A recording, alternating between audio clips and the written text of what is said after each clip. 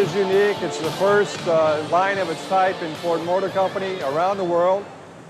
Basically what we do on this line is we hand build engines, but what is unique about this line, there are other areas where engines are hand built obviously, but our line, what we have is automation married into the line that helps us assure the quality of the product. And it also has some unique ways that we present the engine to the various operations and to the workplace.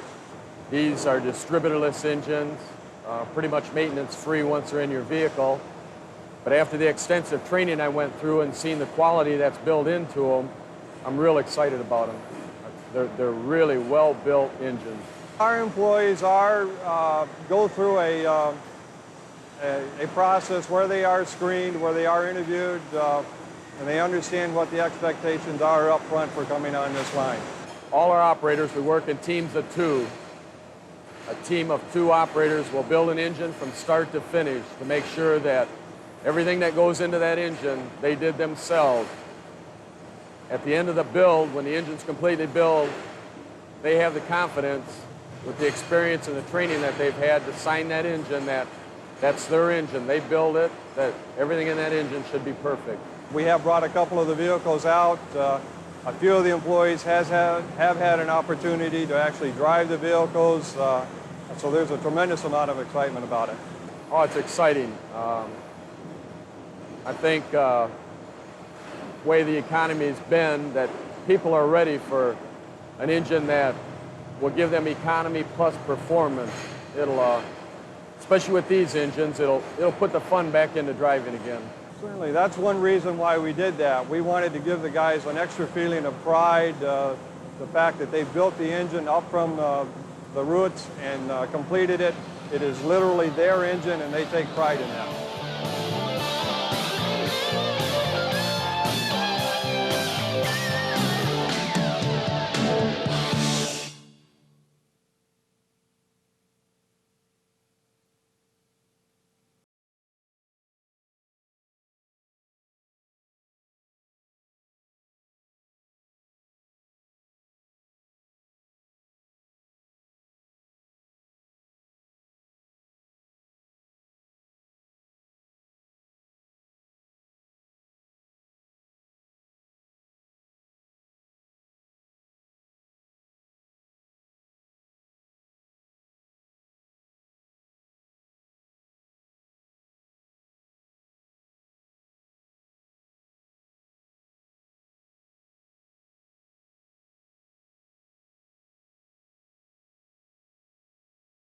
Liter for the new 4.6-liter modular engines as installed in the 1996 Cobra and GT Mustang. This is the cast iron cylinder block that is used in the GT version of the 4.6-liter engine. It has been enhanced in 1996 to be suitable for application to the Mustang. This is the all-aluminum cylinder block that is used in the 4-valve Cobra engine. As you can see, it is considerably different in architecture from the cast iron engine used in the GT. I'd like to point out to you some of the architectural differences between the modular series of engines and the conventional engines that they are replacing. You'll notice to begin with on the cylinder block that we have a deep skirt construction. In the past, we've tended to cut off our cylinder blocks at the center line of the crankshaft in order to save weight. But on the modular engines, we actually extend the material down lower in order that we can cross-bolt our main bearing caps. You'll notice on our modular engine here that we use the 2 traditional vertical bolts to secure our main bearing cap. But we also cross-bolt and have 2 horizontal bolts coming in from the side that actually go through the outer wall of the cylinder block and secure the main bearing cap more securely than ever before. This gives us a great deal of stability at high speed and is one of the reasons modular engines are very quiet in operation. Now, on the 4-valve engine, we expected a much higher RPM capability as well as greater power output. And to that end, we went a step further with our main bearing caps. You'll notice that on the aluminum alloy block, we actually use 4 main bearing cap bolts to secure our main bearing, as well as using the cross bolts that we mentioned earlier. This results in actually 6-bolt fastening of the main bearing caps on the modular Cobra engine. To further enhance the capabilities of the 4-valve Cobra engine, our main bearing caps are cast of nodular iron. The nodular iron is stronger and more crack resistant than the gray iron that is used in our GT engine. A further benefit of the deep skirt construction of the modular engines is that we're able to more securely fasten our bell housing that is on our transmission. In the past, we've only been able to bolt onto the transmission using the top half of the engine. But thanks to these lower mounting points, we now can bolt onto the full circumference of the bell housing.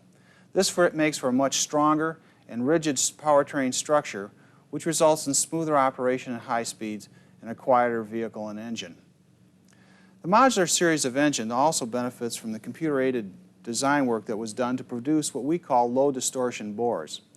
Our bores do not go out of round as they do on more conventional engines because of the use of these long head bolts. These bolts are much longer than the traditional ones that are used on our carryover engines, and they actually extend through the head all the way down to the main bearing bulkheads. What this does is enable us to clamp more evenly on our cylinder bores and prevent them from going out of round during assembly of the engine. The benefit of low distortion bores is that we can fit our pistons tighter than ever before. At the same time, we can use lower tension compression rings. The result of this is a quieter, smoother running engine, as well as an engine that gives better fuel economy and performance. I'd like now to look at the crankshafts that we use on our new modular engines. This is the crankshaft that's used on our GT engine. It is of a conventional cast iron construction, and although it looks rather conventional in appearance, it actually is about 15% stiffer than the 5-liter crank it is replacing. This is thanks to the computer-aided engineering design that went into it. This added stiffness is beneficial at high speeds by reducing the crankshaft torsionals and bending moments that make objectionable noises at high RPM. Now for the Cobra engine, we knew we had to go to an even higher speed and load than we have ever before in the past. And to that end, we've designed this new crankshaft. It is a forged steel, induction-hardened journal crankshaft, which is fully counterweighted to reduce bearing loads. You'll also notice that we use 8-bolt fastening of our flywheel in this crankshaft, 2 more than on the GT. Overall, the Cobra crankshaft is about 35% stiffer than the 5-liter crankshaft it is replacing. This greater stiffness ensures that we will have smooth, quiet operation even at the 6,800 RPM red line of the Cobra engine. Because of the higher speed requirements of the GT and Cobra engines, a great deal of effort was put into the lubrication system of the engines. This oil pan is one of the new components that was designed for the lubrication system. As you'll note, it is of a deep sump construction, not just in the area here of the oil pickup screen, but also in the front of the pan over the cross member. You notice that these scrapers have been positioned to remove the oil from the crankshaft and move it back to the sump as quickly as possible. Also, a baffle is used to keep the oil in the sump during hard acceleration, deceleration, and cornering. Both the GT and the Cobra engine use a low oil level sensor. This low oil level sensor tells the customer when his sump is about a quart low and tells him to add oil appropriately.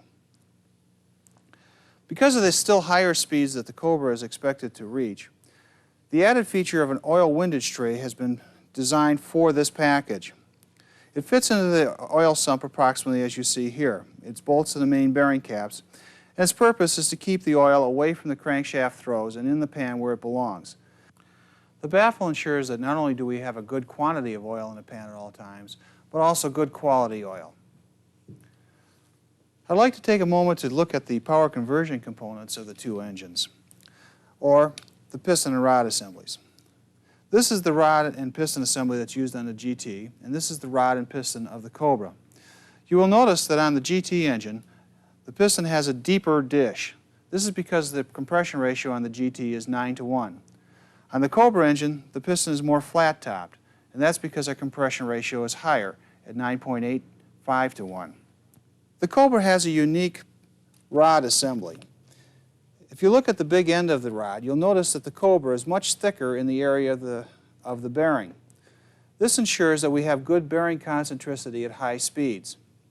Also, a unique bearing is used. This is a bored aluminum bearing as opposed to the broach bearing used on the 2-valve. The bored bearing helps with oil film retention and ensures that we have good lubrication even at the high speeds that the Cobra can experience. The one feature that most differentiates a modular style of engine from the 5 liters replacing is the fact that it is an overhead cam engine. This is the cylinder head that is used on the two-valve GT engine. As you can see, the camshaft has been moved from the cylinder block into the cylinder head of the engine. They directly actuate the two valves per cylinder. By eliminating the push rods and tappets of the 5-liter engine, we're able to dramatically reduce our overall valve train mass and increase the speed at which the engine can run. Now, on the 4-valve Cobra engine, we take this a step further. As you can see, we actually have 2 camshafts per cylinder head, as well as 4 valves per cylinder. This again reduces the overall reciprocating mass of the individual components. If you compare a GT intake valve versus a Cobra intake valve, you'll notice a dramatic difference in size. This size differentiation allows the Cobra engine to rev to about 1,000 additional RPM over the GT. Now, to ensure that we'd be able to reach our power objectives on the Cobra engine, we have designed a new cylinder head casting specifically for the Mustang. In this particular cylinder head casting, we have revised the inlet ports down in the throat area to improve the flow and power capability of the engine. With the increased RPM capability of the 4-valve engine, we've been able to obtain 305 horsepower from our new motor. And now Brian Anderson, one of the engineers who helped design the Cobra engine, will continue this presentation. The camshafts that were developed for the modular engine employ a unique high-technology method of manufacturing. We actually began with a hollow tube, and the cam lobes are formed separately out of high-strength sintered metal. They're then press-fit onto the tube, and the tube is extruded, locking them in place. In order to develop the high horsepower that we desired on the Cobra engine, we needed to develop a very aggressive cam profile.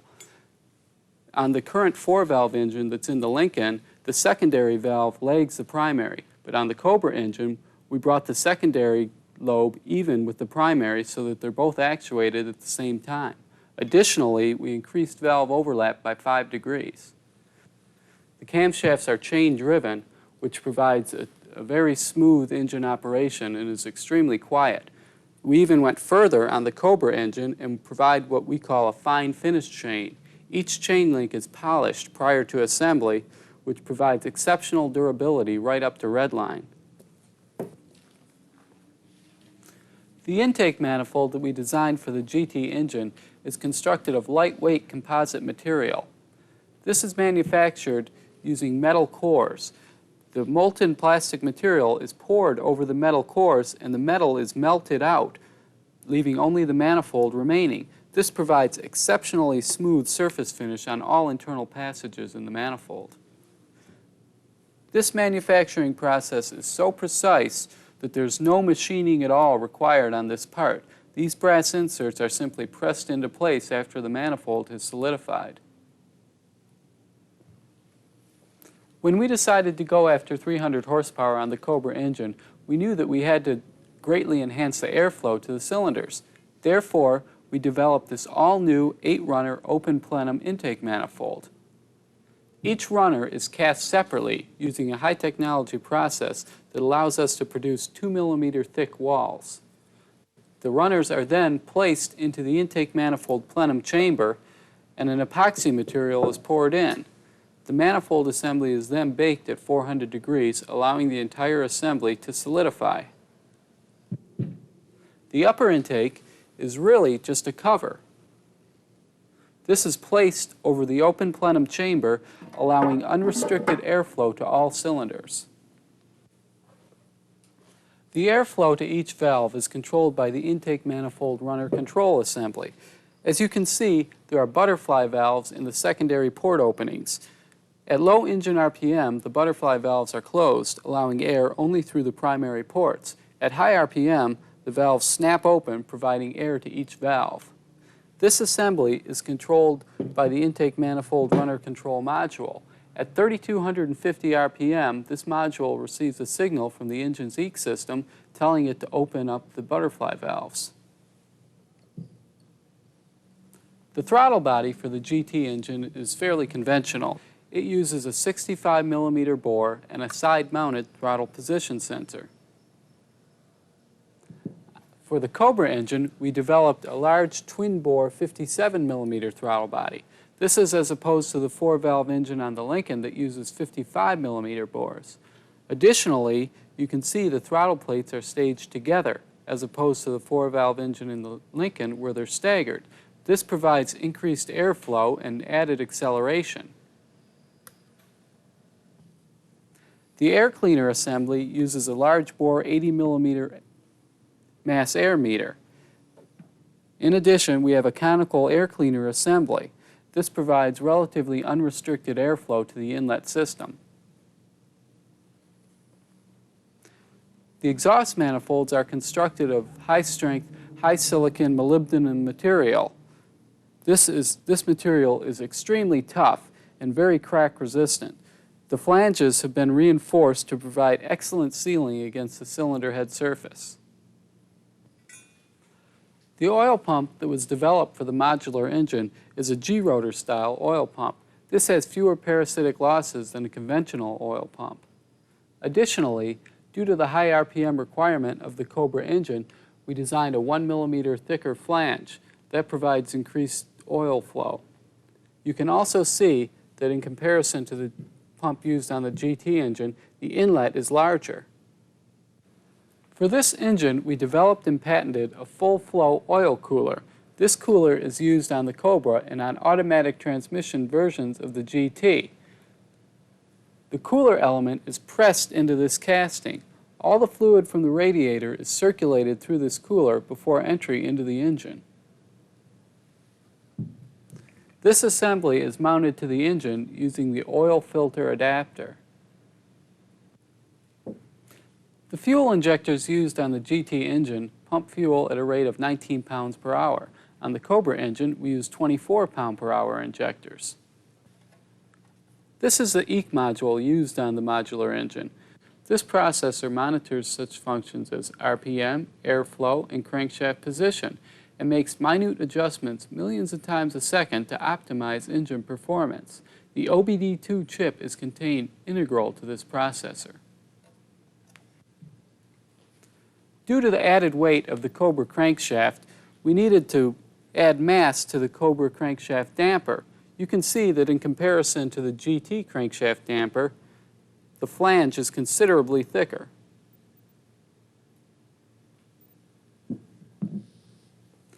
The GT flywheel is constructed of gray iron. For the Cobra, we use nodular iron. Nodular iron is extremely tough and durable. Additionally, we use an 8-bolt mounting pattern on the Cobra flywheel. On the GT engine, we use a 6-bolt mounting pattern. I hope that this detailed presentation of all the components that make up the GT and the Cobra engine will assist you in answering your customers' questions.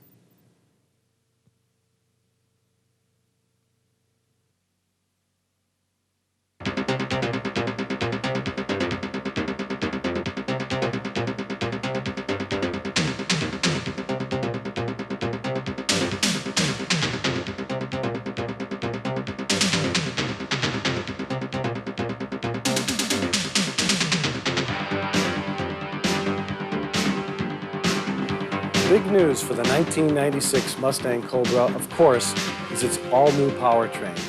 But that's not the only story for 1996. There have been other significant developments in this car. Hi, I'm John Clore with the Special Vehicle Team. Let's take a look at some of the other changes that make the Cobra the balanced performance road car that it is. First off, let's take a look at our rack and pinion steering gear for 96. You'll note what we've done is we've cut away part of the rack and pinion unit, so you can see that for 96, we've now helical cut these gears instead of straight cutting them.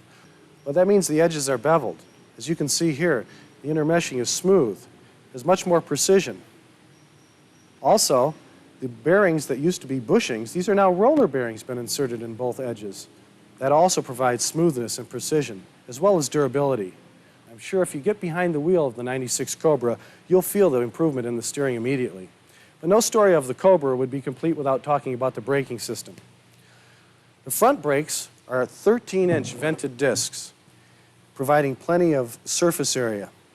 What we've done here is cut away part of the disc brake rotor for you to see inside. Note that the vanes are curved. What this does is pull in air from the outside to help cool the braking surfaces, making it less prone to fade after repeated hard stops. Stopping on that front rotor is our Cobra front caliper. These units are manufactured by PBR in Australia, one of the world's leading brake manufacturers for racing components. You'll note that this is a twin piston design. You also have an isolator to keep the brake shoe from squealing and rattling. Out back on the Cobra, we have an 11.65-inch rear disc. This unit is as large as many of our competitors' front disc brakes. You note that the rear disc is also vane. Stopping the rear disc, we have a caliper manufactured by Ford. It's a single piston unit. But any talk about the Cobra brakes wouldn't be complete without taking a look under the hood. Let's go see. Now, if you notice there's something missing when you look at the driver's side of the dash panel, you're right. That big black round box you used to see, the vacuum booster, has now been replaced. It's replaced by a Hydro Boost system. It's not new technology. It's been used on trucks for years, but this system allows us some compact packaging advantages. You notice that the 464 valve engine is much wider than the 5-liter that it replaces. It's also much taller. And because of that, we had to incorporate some styling changes for the 96 Cobra. First off, the hood. Now, the new hood has a power dome, or a blister, if you will, over the center of the hood, and we've taken the snorkels off the side of the GT hood and moved them inward to incorporate a smoother design. Cobra retains its reflector headlamp system, proving so popular, and of course its trademark front fascia with the round, large fog lamp. New for 1996 as well is the wheel. The same design has been incorporated on a new BF Goodrich tire, which we'll talk about later. But we've gone back to painting the dark argent inserts on the wheel, much like we did on the 1994 Indy Pace car. We've made some noteworthy design modifications to the rear of the 1996 Mustang Cobra. First and foremost, you'll note the rear spoiler. Last year, many of the Mustang owners told us that the spoiler with the fluted ends belied the car's clean looks. This year, you see we're using a cleaner look spoiler right off the 96 GT. Also note the bumper cover. No longer does it have the word Mustang embossed in it, but rather Cobra, listening to what many owners wanted. But perhaps the biggest story for 96 is the new taillight design. This design uses complex reflector technology that we use in the headlights. We've gone to a very vertical stance, much like the early Mustangs, instead of the 3-bar horizontal unit.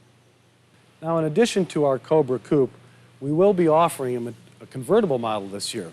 Colors this year: white, red, black, and our brand new exclusive Mystic. Interior choices: black and saddle in either cloth or leather. But the big news inside is the PATS, or Passive Anti-Theft System. Now, there's a small transponder located in the key. When you insert the key in the ignition, it's read by an antenna in the steering column. That signal is then sent to a control module. If the code matches, the car starts. If the code does not match, or if the key is not inserted or it detects no key at all, it will not enable the EEC5 system to start the Cobra. We think that's really going to enhance the ownership experience of the 96 Cobra. But not all the news is outside the car. There's a lot of new things underneath the car. Let's take a look. You recall that we told you the 4.6-liter engine was much taller than the 5-liter that it replaces. Some of that room was made up by replacing the number 2 crossmember underneath the Mustang Cobra. This gave us the opportunity to make this unit far stronger and beefier, more rigid, giving the car a more rigid feel. It also allowed us to change the suspension geometry on the Cobra. We have now improved the anti-dive characteristics and given it a more positive on-center feel, as well as improving communication through the steering column. Up front, we have the Cobra's 29mm anti-roll bar. Of course, we have the story of the new T45 5-speed manual transmission. Our exhaust system is also different on the Cobra. The power loss from the back of the engine through the exhaust tips is only 6.9%. That's world class. Moving further back, we have a 3.27 rear axle ratio in our differential with its Ford Quadrolink suspension, as well as a 27mm anti-roll bar. The exhaust tips on the Cobra are also unique. They grow to 2 3/4 inches for that deep, throaty sound. New this year is the BF Goodrich CompTA radial on the Cobra. Here with that story is Chuck Paulson from BF Goodrich. Chuck? Hi, my name is Chuck Paulson. I'm the Performance Tire Manager for BF Goodrich, and I'd like to spend a few minutes telling you a little bit about our product that's going to be the original equipment tire on the new Cobra. Now, if you consider the fact that all of this engineering that you've been hearing about, this wonderful engineering in the new Cobra, the only thing that really connects that engineering and that vehicle to the planet are the 4 contact patches from the tires themselves. So you can understand how important the decision was that went into putting the new CompTA ZR on the new Cobra. Now, if we look at some of the enhancements that we've put into the tire that I'll demonstrate through this cross-section, you'll notice that the lower sidewall area has been beefed up with a lower sidewall stiffener that's called a high modulus bead filler, and that it has a flipper that wraps around it, and all of these things all step off just like a leaf spring does. It will give you a lot more feedback to tell you that you're getting close to the edge. Now, if you think about all those additional stiffeners, you're wondering about the ride quality. The ride quality is still there because the upper sidewall of the tire has been softened to where at the flex point it is very pliable, and it isolates all the vibration that you get through the road and keep it from transmitting back up into the chassis of the vehicle.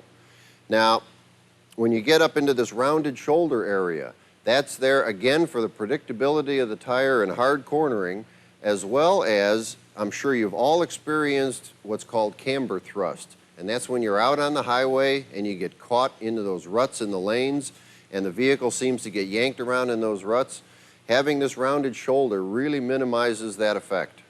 Now, if you notice on the tread itself, it has a directional tread design to it, and that you have 4 large circumferential grooves that run all the way around the tire, and they're primarily there for water evacuation. If you allow the footprint to pass the water straight through it, it's the best way to keep this tire hooked up to the ground. That water which can't get through the footprint due to it being a little deeper or the speed being a little higher, if you'll notice when the tires roll down to the ground, that all of these grooves in the tread area now point out toward the outside shoulder. And if you remember last time you hit a puddle, how the water shot out in front of the vehicle off on an angle, and now we are giving it an avenue for that water to escape. The other thing that you'll notice is that all of the tread blocks here are a very solid tread block. We don't have any siping in the tread block. This tire is a wonderful tire for dry and wet handling. But if you have a customer that wants to drive the new Cobra through the adverse months of winter, and you're in that part of the country where it applies, if they would like to get an all-season tire, we do have the CompTA ZR4 available, and we would recommend that you put that tire on all 4 corners to keep the balance of the handling of that vehicle the same. The other thing is that if you'll notice over here on this drawing that you have a nylon overhead right before getting up into the tread area. Now, this nylon overhead is conventionally put on by having a sheet of nylon that's just a little wider than the steel belts, wrapping around the tire twice and having a lap splice where the nylon started. Now, what we've done is come up with a better way to do this to increase the uniformity as not to have this flat spot across here. Now, that flat spot will occur when you inflate the tire and it stretches a little bit in all directions, but will not stretch quite as far where that splice is. Now, what we've done is come up with a ribbon of nylon that starts in the shoulder and does a spiral wrap around the tire over to the other side, so you only have one end at one side and one end on the other. And when it's wrapping across, it half overlaps the one behind it so that you still have that double thickness. Now, the other thing is that this is a 245/45/17, and if you recall, the Cobra R had a 255 on it. We did come down 1 tire size, but the 2 things that it did for the vehicle well outweighed having that larger tire. One of which is that the contact patch is the exact same square inch face as the 255, so you weren't giving up anything in the footprint, as well as the entire tire is a much lighter tire. It has less unsprung weight, and we all know how important that is in the handling of the vehicle. So it enhanced the handling, yet lightened up the tire. The other thing is that this tire is a very popular size for a lot of different sports cars, and you'll find it readily available at a lot of our dealers nationwide. We have thousands of independently owned dealers across the country, and you'll find this tire readily available through them. The only other thing I'd like to say is that we are very excited at BF Goodrich to be placed as the original equipment tire on the new Cobra, and we certainly are confident that you are going to really enjoy driving on this tire.